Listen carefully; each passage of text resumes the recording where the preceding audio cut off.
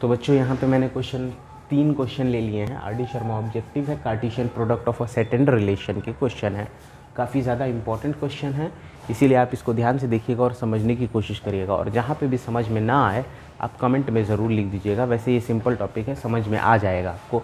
देखिए लिखा हुआ है let R be the relation from a set A to set B. एक आर रिलेशन है सेट ए और सेट बी का। Then R is equal to A union B. R क्या ए यूनियन बी होगा या आर ए इंटरसेक्शन बी होगा, या R A is A cross B का सबसेट आर होगा, या फिर बी क्रॉस ए का सबसेट आर होगा। तो देखिए बहुत ही सिंपल चीज़ है, मैं कई बार आपको बता भी चुका हूँ कि जब कभी भी आपको रिलेशन की बात की जाएगी तो ए क्रॉस बी से ही कुछ पार्ट को अगर निकाल दिया जाए तो उसको रिलेशन कहते हैं। इसका मतलब यही हुआ कि ए क्रॉस बी का सबसेट होना चाहिए आर। तो देख लीजिए यहाँ पे ए क्रॉस बी का सबसेट होना चाहिए आर, तो इसका मतलब ऑप्शन नंबर ये सही होगा। देखिए कंफ्यूजन नहीं होनी चाहिए, बी क्रॉस ए अलग हो जाता है क्योंकि यहाँ ऑर्डर्ड पेयर की बात हो रही, इसलिए ये ऑप्शन नहीं सही होगा। अब इसी क्वेश्चन से ये वाला क्वेश्चन भी आपका बन जाएगा, क्योंकि ए क्रॉस बी की मैं बात कर रहा हूँ। तो नंबर ऑफ सबसेट निकालने का एक फॉर्मूला मैंने बताया था आपको 2 के पावर n, और यहाँ पे n जो था वो नंबर ऑफ एलिमेंट थे, नंबर ऑफ एलिमेंट। तो सिंपली उसी का यूज़ करना है सेकंड क्वेश्चन में। तो आइए सेकंड क्वेश्चन में देखते हैं। If R is a relation from a finite set A, अगर आर कोई रिलेशन है फाइनाइट सेट ए का जिसमें m एलिमेंट हैं to a finite set B. देखिए ए और बी का रिलेशन है आर जिसमें ए में m एलिमेंट है, बी में n एलिमेंट है। तो find the number of elements in R. R में कितने एलिमेंट्स होंगे वो आपको बताना है। तो आइए इसको चेक कर लेते हैं। सबसे पहले तो हमें पता है कि अगर हम ए क्रॉस बी, अगर हमें एन ए की बात करें तो एन ए हमारे पास गिवन है, एन ए मतलब number of elements in A is m element दिए हुए हैं।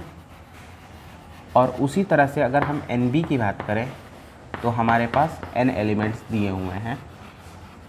अब इसमें कंफ्यूज मत होइएगा, एन बी का मतलब number of elements in B, number of elements in A, तो ये दोनों एलिमेंट्स हो गए। अब हमें देखना है कि अगर हम, क्योंकि हमें ये पहले पता करना पड़ेगा कि ए क्रॉस बी करने पर कितने एलिमेंट्स होते हैं, बचते हैं इसमें। अगर हमें ये पता चल जाए तो ए क्रॉस बी पे कितने एलिमेंट्स हमारे पास होंगे तो हम डायरेक्टली एन की वैल्यू वही वाली पुट करके और आंसर ला सकते हैं। तो आइए सबसे पहले हम लोग ए क्रॉस बी में अगर हम लोग एन एलिमेंट्स की बात करें तो हम इसका जानते हैं formula, N A cross N B हो जाता है। तो इसी में फॉर्मूला लगा देते हैं। तो यहाँ पे देखिए m cross n that is equal to mn हो जाएगा।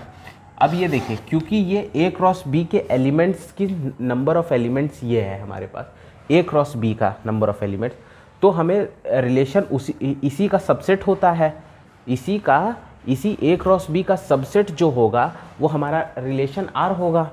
तो आइए number of elements in R is equal to 2 to the power mn। तो 2 to the power mn का मतलब ये, तो यही आपका इसका आंसर हो जाएगा। तो उम्मीद करते हैं ये वाला समझ में आया होगा। अब आइए नेक्स्ट क्वेश्चन को देख लेते हैं।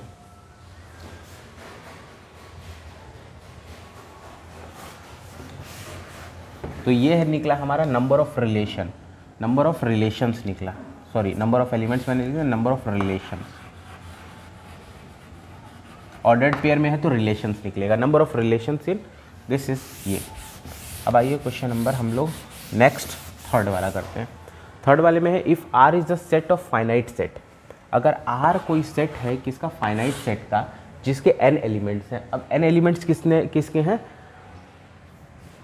एक फाइनाइट सेट है जिसके n एलिमेंट्स हैं, then the number of relations on A is, A का रिलेशन क्या होगा। देखिए हम यहाँ पे कंफ्यूज करने की बात की गई है, रिलेशन की भी बात किया गया है और एलिमेंट केवल एक का दिया गया है। तो इसका मतलब है यहाँ पे कहीं ना कहीं दोनों एलिमेंट्स सेम होंगे। कहने का मतलब ये है कि ए भी होगा क्रॉस बी भी कहीं ना कहीं होगा, तभी तो रिलेशन बनेगा।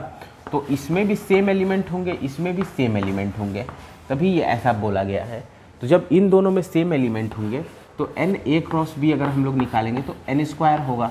देखिए अब कहने का मतलब ये नहीं है कि मतलब ए क्रॉस बी यहाँ पे मैंने लिख दिया, हो सकता है कि ये ए क्रॉस ए भी रहा हो, ऐसा नहीं मैं कह रहा हूँ कि ए क्रॉस बी ही रहा होगा, लेकिन ए क्रॉस ए भी रह सकता है। लेकिन ये बात तो कंफर्म है कि एन स्क्वायर से ही हमें मतलब है, इससे मतलब नहीं है। तो ए क्रॉस ए लिखिए, ए क्रॉस बी लिखिए, कोई भी फ़र्क नहीं पड़ता, और यहाँ पे एन स्क्वायर हो जाएगा। पर क्योंकि हमें इसी के नंबर ऑफ़ एलिमेंट्स अगर पता चल जाए तो हमें पता है 2 के पावर एन स्क्वायर इसका आंसर होगा।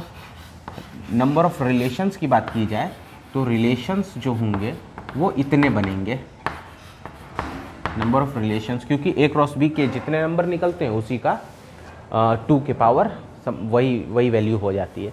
तो उम्मीद करते हैं ये तीनों क्वेश्चन अच्छे से क्लियर हो गया होगा। अगर कोई भी डाउट रह गया हो तो आप हमें कमेंट में पूछ सकते हैं। तब तक के लिए धन्यवाद।